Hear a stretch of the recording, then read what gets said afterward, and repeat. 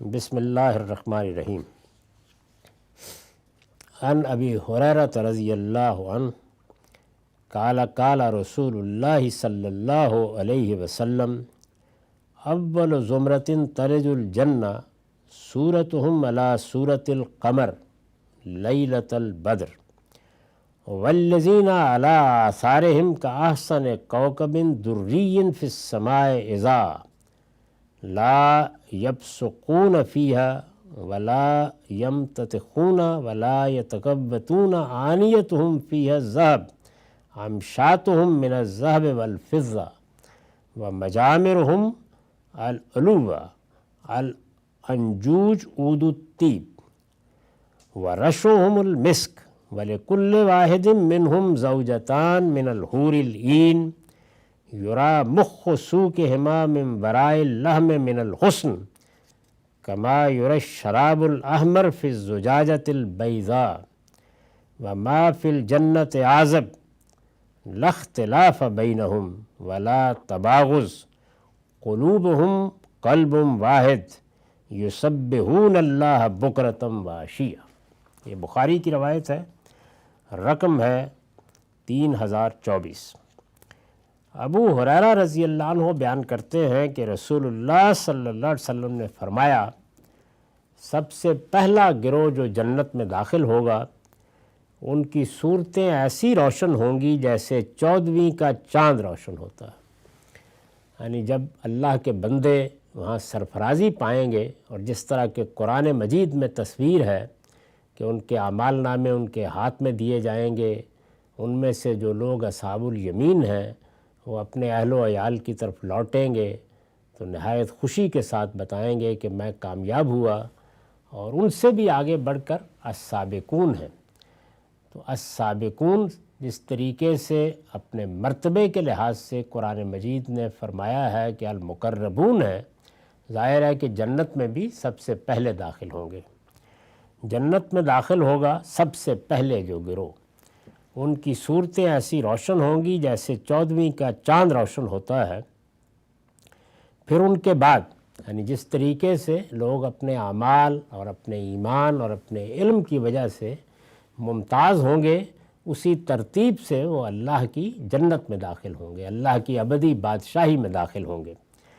پھر ان کے بعد جو لوگ داخل ہوں گے وہ آسمان کے سب سے زیادہ روشن ستارے کی طرح چمکتے ہوں گے۔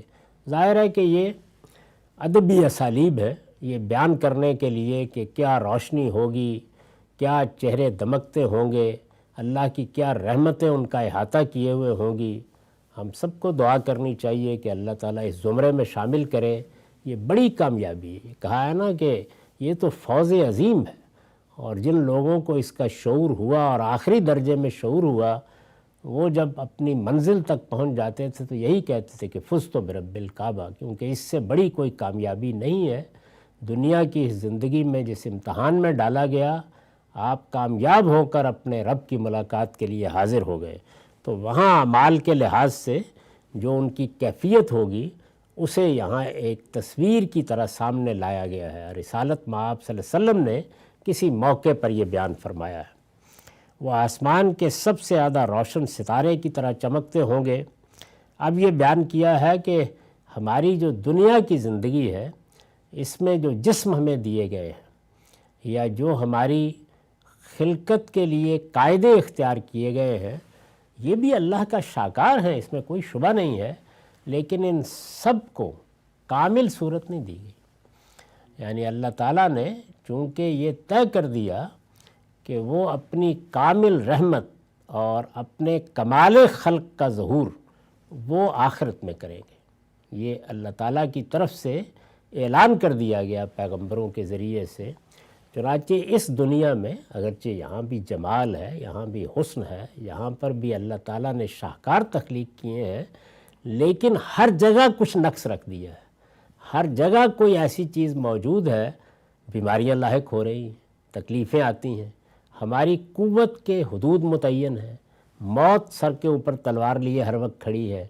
تو جگہ جگہ آپ کو یہ چیزیں نظر آئیں گی، کیونکہ یہ دنیا عارضی اصول پر بنائی گئی ہے۔ اب جنت میں بھی کیا ہماری یہ تحدید رہے گی، اسی طرح کے جو نقائص بظاہر محسوس ہوتے ہیں وہ موجود ہوں گے۔ یہ خود فلسفے کی ایک بڑی بحث ہے، اور غلطی کہاں سے لگی ہے؟ وہ یہی کہ وہ اس دنیا کو کامل سمجھتے ہیں، جبکہ انبیاء کی دعوت یہی ہے کہ یہ دنیا عارضی ہے، یہ کامل نہیں ہے، یہ بنائی اس لیے گئی ہے کہ تم اس کے خلا اور اس کے نقائص اور اس کی خامیوں کو دیکھ کر یہ سمجھو کہ ایک دوسری دنیا اس کے ساتھ ملے گی، تو تب سب سوالوں کا جواب ملے گا۔ تو آخرت کی زندگی، جنت کی زندگی، وہ اصل میں وہ کمال ہے۔ تو یہاں جو کچھ ہمیں لاحق ہے، رسول اللہ صلی اللہ علیہ وسلم نے اس کی بعض چیزوں کو بیان فرمایا۔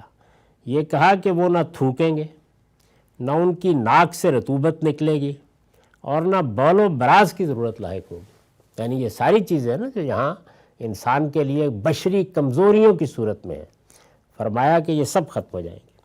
ان کے برتن سونے کے ہوں گے، یہاں تک کہ کنگے بھی سونے چاندی کے ہوں گے۔ یہ سونا، یہ چاندی، یہ ظاہر ہے کہ ہمیں سمجھانے کے لیے ایک اسلوب اختیار کیا گیا ہے۔ یعنی ہمارے ہاں چونکہ سب سے زیادہ قیمتی دھاتیں یہی ہے تو انہی کو لے لیا ہے۔ اس سے یہ خیال نہیں کرنا چاہیے کہ جنت کا سونا اور جنت کی چاندی یہی ہوگی۔ ہم جو کچھ تصور کر سکتے ہیں وہ اسی سے کر سکتے ہیں۔ ان کے برتن سونے کے ہوں گے، یہاں تک کہ کنگے بھی سونے چاندی کے ہوں گے۔ ان کی انگیٹھیوں میں نہایت پاکیزہ اور خوشبودار عود سلگتا ہوگا، اور ان کا پسینہ مشک کی طرح کا ہوگا۔ یہ بھی کوئی جامع تصویر نہیں ہے، بلکہ چند موٹی موٹی باتیں بیان کر کے یہ تصور دلایا گیا ہے کہ اس زندگی میں وہ سب چیزیں جو یہاں تمہارے لیے پریشانی کا باعث بنتی ہیں، یا کوئی یہاں پر تکلیف آتی ہے، مصیبت آتی ہے، بیماری آ جاتی ہے، انسان بے بس ہو جاتا ہے، بعض اوقات ناقص اعضاء کے ساتھ پیدا ہو جاتا ہے، بعض اوقات حادثوں کا شکار ہو جاتا ہے، یہ سب چیزیں ختم ہو جائیں گی۔ ان کی انگیٹھیوں میں نہایت پاکیزہ اور خوشبودار عود سلگتا ہوگا، اور ان کا پسینہ مشک کی طرح ہوگا۔ ان میں سے ہر ایک کی دو دو بیویاں ہوں گی، آہو چشم گوریوں میں سے، جن کی پنڈلیوں کا گودا ان کے حسن کی وجہ سے گوشت کے اوپر ایسا دکھائی دے گا جیسے سفید پیمانے میں سرخ شراب دکھائی دے۔ سبحان اللہ، یہ بہت ہی خوبصورت، بڑی اعلیٰ ادبی تعبیر ہے، بہت عمدہ تشبیہ دی ہے حضور نے۔ جنت میں کوئی بھی کنوارا نہ ہوگا، ان کا آپس میں کوئی اختلاف نہ ہوگا، اور نہ بغض و عناد، ان کے دل بالکل ایک ہوں گے۔